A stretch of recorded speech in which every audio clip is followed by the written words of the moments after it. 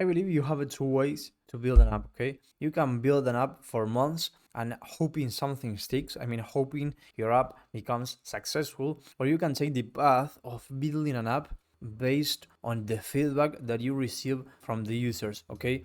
The method that you may already know if you read the book from the Lean Startup, okay, where you launch, you measure, you learn, and you repeat the process, okay? You iterate, or you know when you need to pivot. You can pivot from a solution to a problem or audience. If you are taking the first path, okay, hoping something sticks, I don't blame you, because I was doing the same thing and I did it for a couple of months, okay?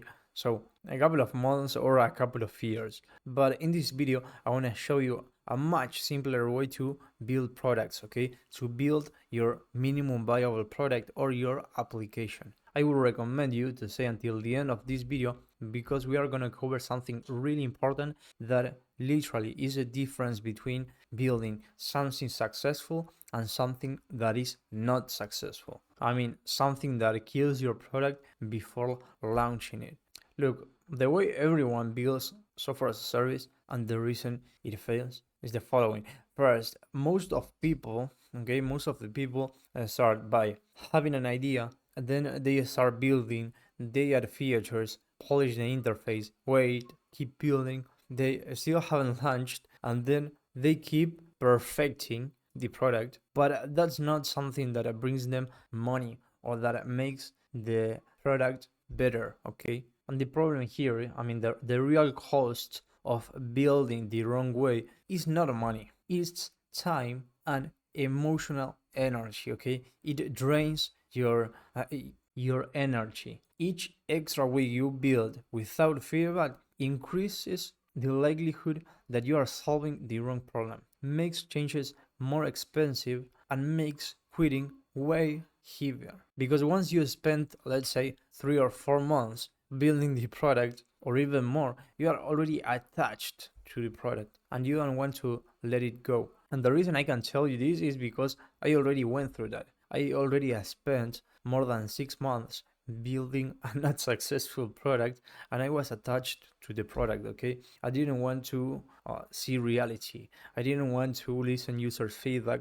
But at the end of the day, you end up hitting the wall and you end up realizing that it's impossible to create a successful product if you don't pay attention to this. The core mistake when you're building a product is confusing building with progress, okay? This is very common, okay? They believe building is equal to progress, but progress in software as a service is not necessarily features. Progress is evidence, okay? Evidence that someone cares, someone would pay, someone would use it again. At the end of the day, it could be features if the people using your app request you to add a feature, okay? In that case, it's completely different. But you will hear a lot of people, or you will see a lot of people constantly adding features that are not worth adding. Now, what's the simple way, okay, to build your software as a service? First of all, before you build anything, you need a clear phrase, okay? Yeah, a clear phrase of I help a specific person solve a pain that already hurts. I mean, not specifically in this way, but yet at the end of the day, you need a pain that really hurts. Because solving a pain that really hurts could be the difference between having someone that pays for your product or pays for your solution or not. If you already watched my previous videos, you may already heard me talk about the example of the bottle of water, okay?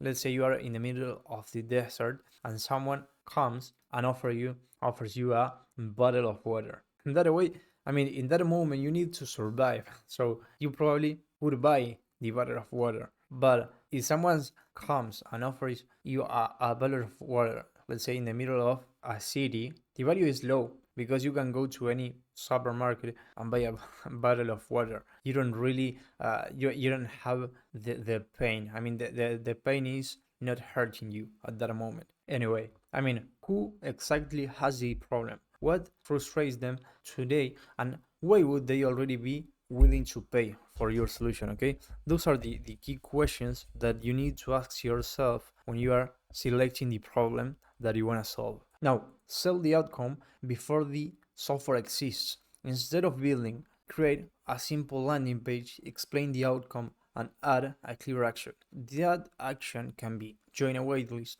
book a call, pre-order, reply to an email, whatever you want, okay? But just create a simple landing page, explain the outcome, and add a clear action. Here, what you want to do is start measuring demand, okay? Start seeing if people want a solution or not. After that, you build an MVS, okay? A minimum viable solution, not necessarily, an MVP. Ask yourself, what is the smallest thing that prove this works? What can I build in weeks, not on months, okay? Because you want to start testing it. Users don't care how it's built. They care that it solves their problem. It's as simple as that. And one of the last and most important steps, get quick feedback, okay? The goal is not to be praised. The goal is to hear the truth, okay? Hear what customers say. Now, when it makes sense, to seek help. When you are clear about the problem, you already validated demand, you are looking for speed, not endless experimentation. You don't want to lose 6 or 12 months learning everything from scratch. I personally help people going from an idea to having a minimum viable product that they already can test and avoid wasting months. And I do it in less than 3 weeks. So if you want to book a one-on-one call, I will leave you the links on the comment section. I hope this video helped you. If this helped you, you can subscribe and hit the like button. In that way, we can keep reaching new people, and it only takes a couple of seconds. Thank you very much for watching and staying at this point of the video, and I hope to see you in the next video.